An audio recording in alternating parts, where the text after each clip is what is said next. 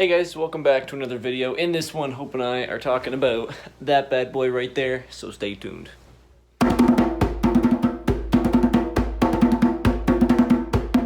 Hi guys, please excuse the background noise. It's been crazy, but we got a new video for you, and a lot of stuff has happened, and that's why it's been so crazy. We've got a lot of stuff going on, and we've just not been able to film it and put it into a video. So instead of doing a bunch of small videos that have terrible editing, hopefully this is one video capturing everything with actually good editing. So first off, the 75 gallon. Stuff has been happening. I think the last update we had water in it, and that was it. Like, a lot has been happening since we've just had water in it. First of all, we moved it. I think if you guys watched the Farlowella Vittata or the Twig Catfish Care Guide, you saw that. But I moved it over so it's facing the bed. It's facing us right now. Hopefully the air pump's not too loud. I didn't think about that before I started this video. But we moved it over, and it looks a lot better from here. I'm gonna love seeing my fish from the bed while I'm doing some reading. And also, we put sand in here. We put a bunch of stuff in here. Driftwood still hasn't sunk yet, so that's a thing. But we put sand in here. We've been putting leca in the terrarium part in the back. We might do a terrarium in the front part. I'm actually kind of going back and forth there with pufferfish, shrimp, maybe morning geckos. If you guys think that's a good idea, let me know in the comments.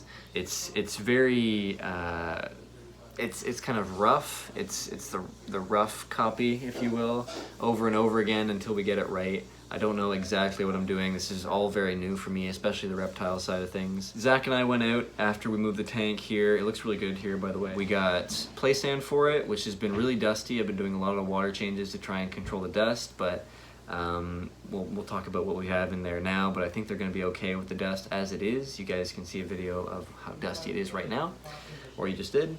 The reptile side of things, we're gonna get some different substrate mixes. Zach actually gave me some stratum, I believe this is. Yeah, stratum. We also have some more sand, and we're gonna get some coconut soil and stuff like that to make a base for this reptile, and also hopefully for some tropical plants in there. I think that would look really cool.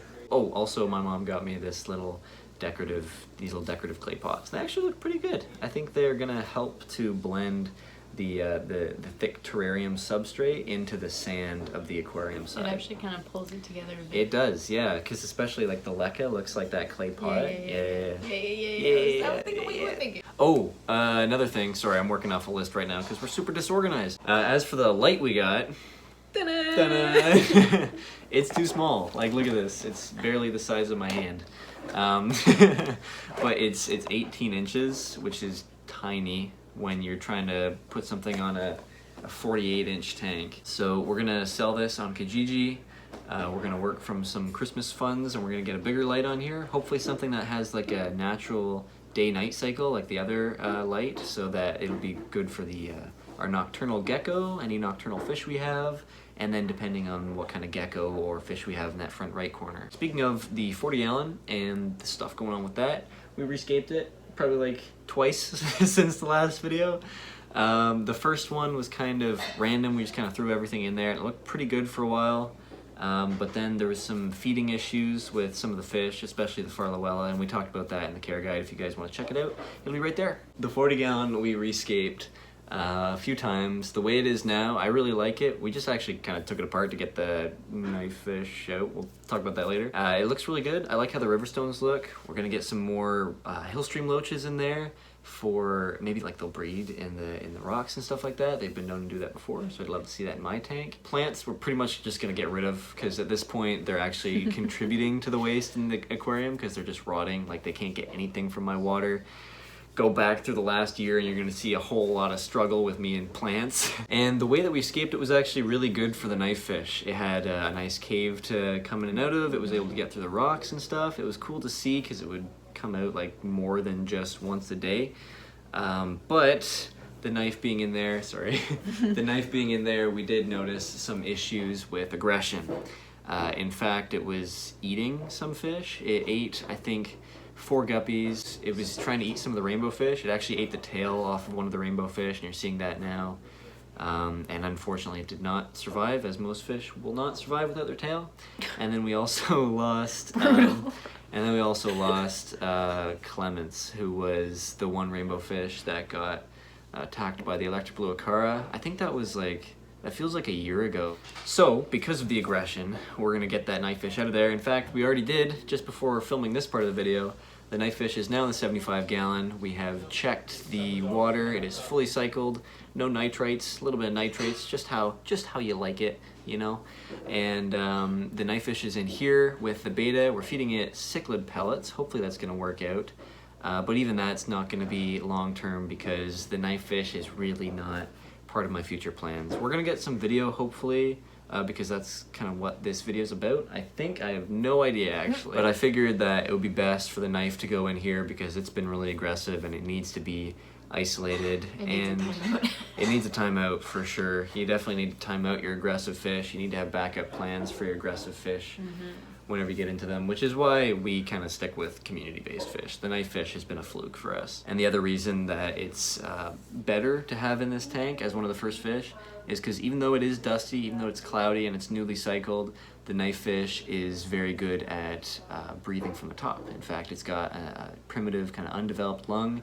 It's similar to a beta that it breathes from the top with, and that's why we have both the beta and the knifefish in here. Also, the beta that we put in here was obviously getting a lot of aggression from the other beta that we have in the 40 gallon. It was working a little bit. Hopefully you guys saw that video. If not, it's gonna be there. It's a lot of work for editing Matt later on. But they were working for a little bit. I would give them sometimes like timeouts for a day and then they go back for a few days and they'd be fine with each other. But I think it's better that they're just separated now. It's honestly better if you just have one beta per tank. Otherwise, you don't have to be checking the tank all the time for aggression. So, kind of switching topics, Hope's tank has been doing really well. My tanks have been suffering a little bit. Hope's tanks are awesome right now. She is turning out to be a really good fish and shrimp keeper. Who knew? Who knew? Yeah. In fact, everything is settled to the point where they're actually breeding pretty crazily. Even the assassin snails are breeding. Even the assassin snails. So we might be able to start selling those.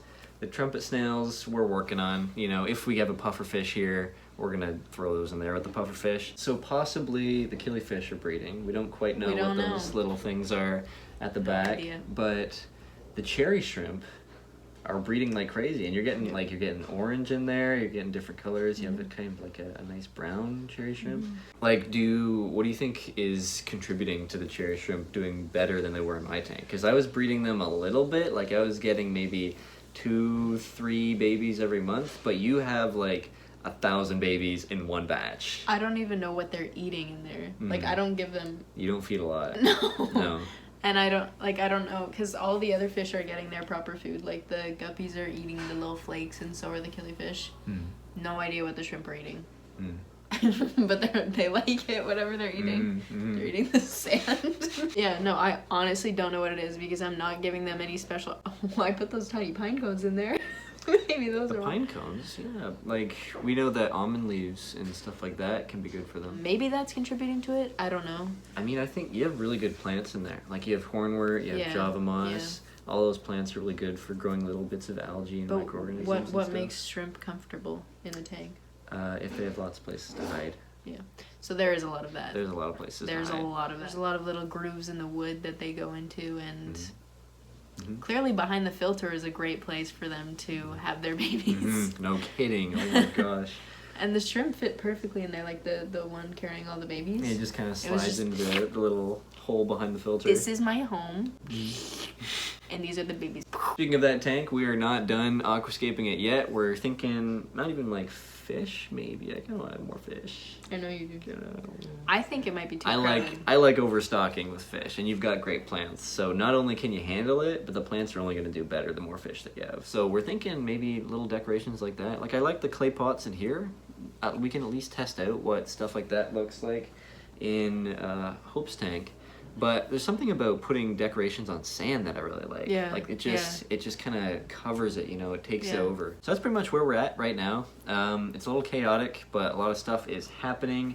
The 75 is getting cleaned up. It's starting to look good. We're going to hopefully have another video soon with Zach. We're going to have a lot more care guides, hopefully. I'm going to get this all figured out, this mess I'm in. As for future plans, 40 gallon is going to get some fish taken out. We're going to slim down a little bit on the fish in there. At least the amount of different species. I'm thinking hillstream loaches, you know, rainbow fish, stuff like that. And then cichlids, a lot of peaceful cichlids in this tank with corridoras and stuff like that. But as always, let me know your suggestions. I love hearing them.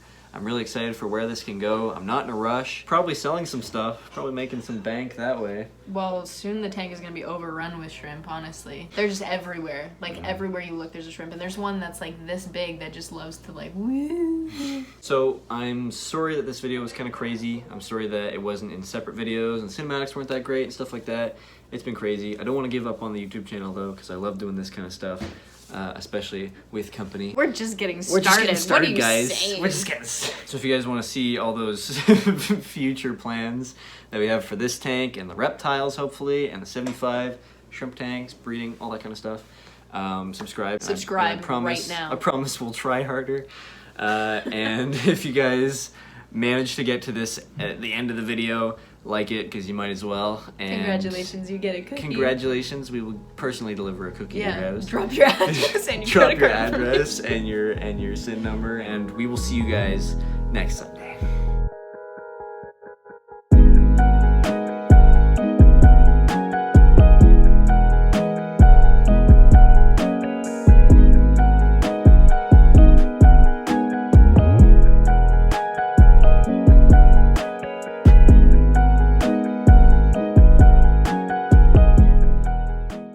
He said, subscribe. Subscribe.